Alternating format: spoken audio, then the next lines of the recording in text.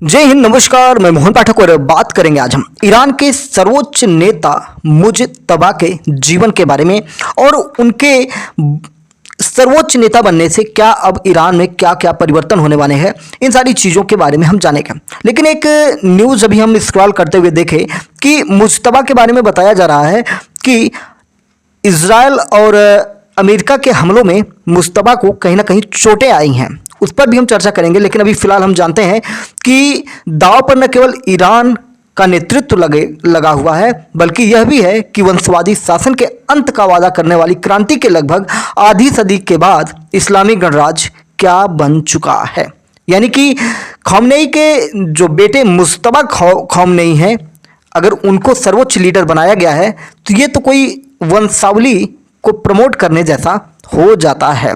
आपको बता दें कि रमजान के पवित्र महीने के दौरान ईरान के सर्वोच्च नेता अली खामनेई की मौत हुई। ईरान के इस्लामी गणराज्य के इतिहास के सबसे अहम मोड़ों में से एक है। अली खामनेई के उत्तराधिकारी और उनके पुत्र मुज्तबा खौमनेई 1979 की ईरानी क्रांति के बाद स्थापित क्रांतिकारी व्यवस्था में निरंतरता और विरोधाभास दोनों का प्रतिनिधित्व करते हैं।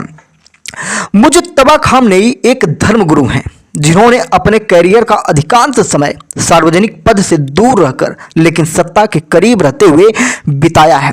सर्वोच्च नेता के कार्यालय में काम किया है। उन्हें अक्सर एक औपचारिक पद धारण करने वाले सार्वजनिक राजनीतिक व्यक्ति के बजाय एक द्वारपाल और सत्ता के गलियारों के मध्यस्थ के रूप में देखा जाता है। महज 17 वर्ष की उम्र में उन्होंने ईरान युद्ध में संक्षिप्त रूप से सेवा दी थी। उन्होंने 1990 के दशक में उत्तरार्ध में जनता का ध्यान आकर्षित करना शुरू किया, क्योंकि उस समय तक उनके पिता की सत्ता सर्वोच्च नेता के रूप में सुदृढ़ रूप से स्थापित हो चुकी थी।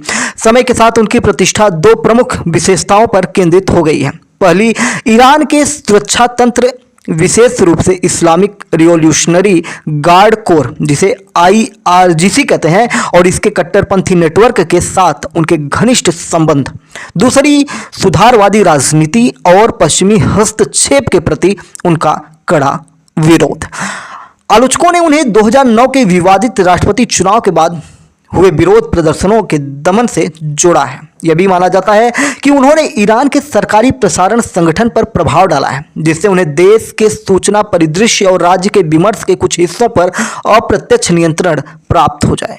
वर्ष 2019 में ट्रंप प्रशासन ने मुज्तबा पर प्रतिबंध लगा दिया था। इसीलिए डोनाल्ड ट्रंप कहते हैं कि ईरान का सर्वोच्च नेता कौन बनेगा उसमें मेरा हाथ होगा।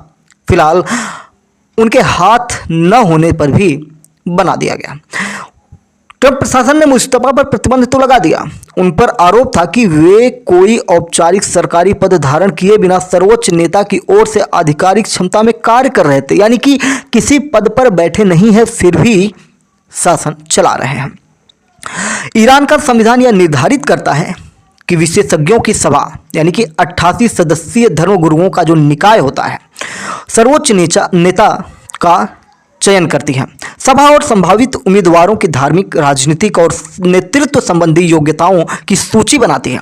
सभा के उम्मीदवारों की जांच उन संस्थानों के माध्यम से की जाती है जो अंततः सर्वोच्च नेता के प्रभाव से प्रभावित होते हैं, और इसकी विचार विमर्श प्रक्रिया अपारदर्शी होती है।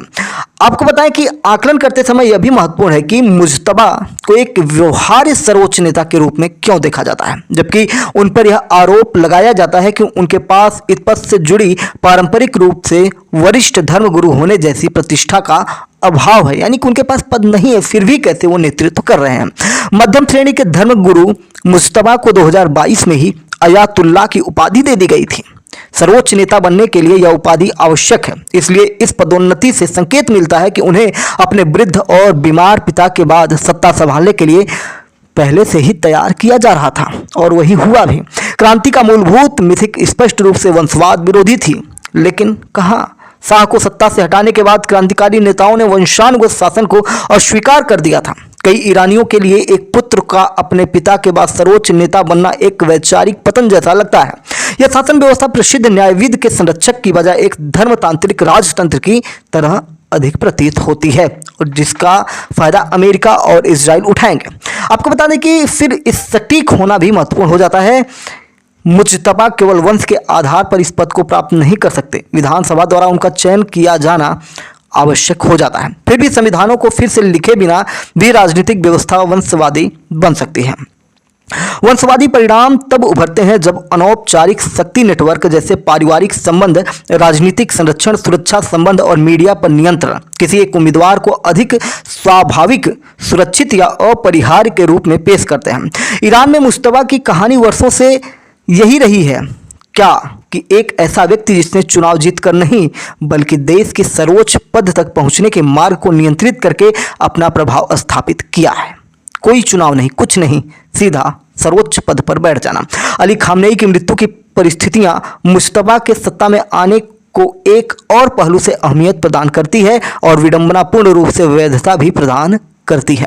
कई शिया मुसलमानों के लिए रमजान के दौरान हत्या का गहरा प्रतीकात्मक महत्व है।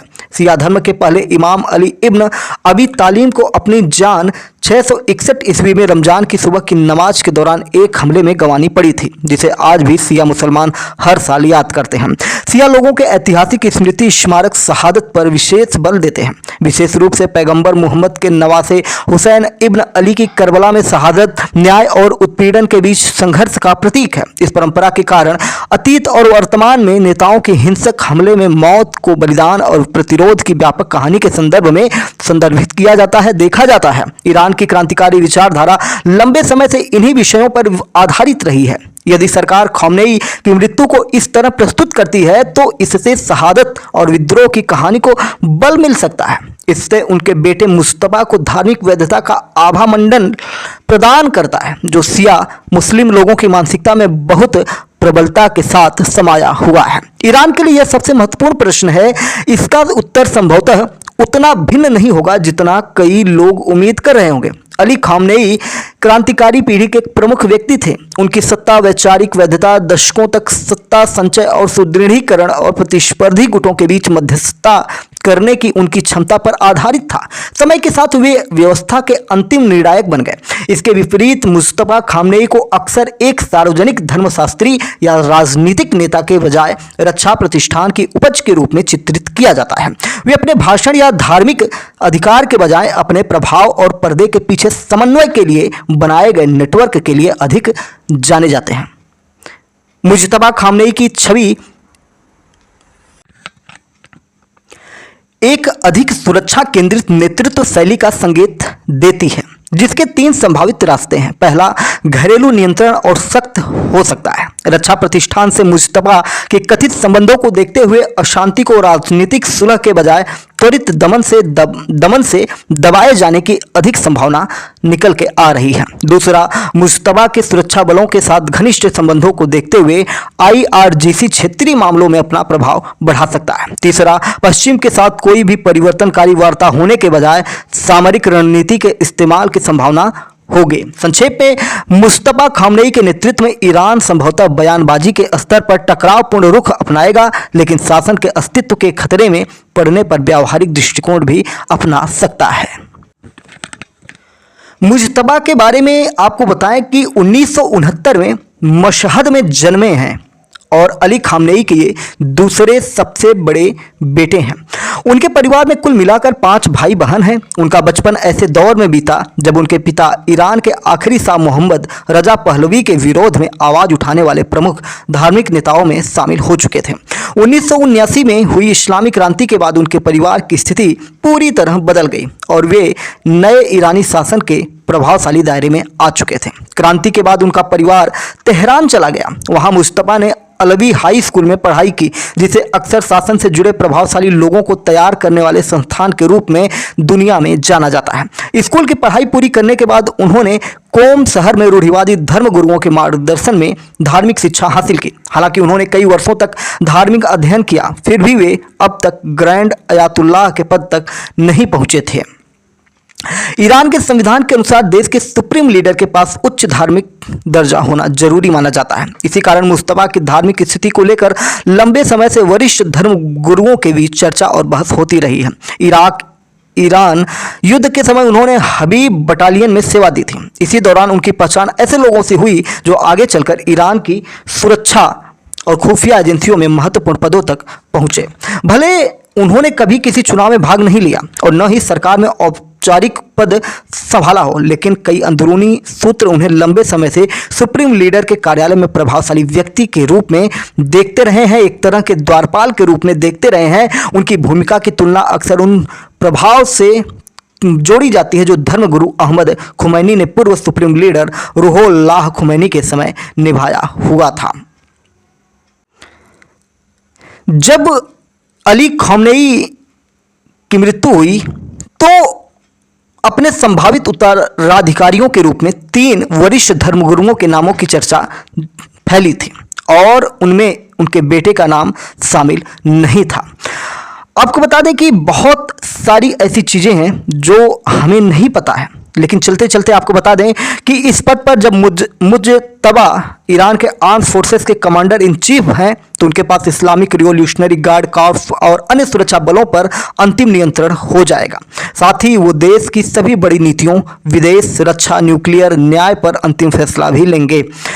अब वो ईरान के अंदर धार्मिक और राजनीतिक रूप से सबसे ऊंची अथॉरिटी हैं। अब देखना होगा कि ईरान अब अपने न्यू सुप्रीम लीडर की किस तरह हिफाजत करेगा, क्योंकि इजराइल ने साफ कर दिया है कि वो न्यू सुप्रीम लीडर को अपना निशाना बनाएगा। और जैसा कि हमने आपको बताया कि उनके चोटिल होने की भी कई मीडिया प्लेटफॉर्म पर खबरें आ रही हैं, जिसकी अभी स्पष्टता बहुत ज़्यादा नहीं है, इसलिए हमने उसको बहुत ज़्यादा तवज्जो यहाँ पे नहीं दिया है। तो कौन है ईरान के नए सुप्रीम लीडर मुज्तबा, उनके बारे में हमने आपको डिटेल से बताया। MPS हिंदी पर नए हैं तो चैनल को सब्सक्राइब करके daily current affairs, news analysis के लिए हमारे साथ जुड़ सकते हैं और अपने दोस्तों में भी वीडियो को शेयर कर सकते हैं। जय नमस्कार, भारत माता की जय।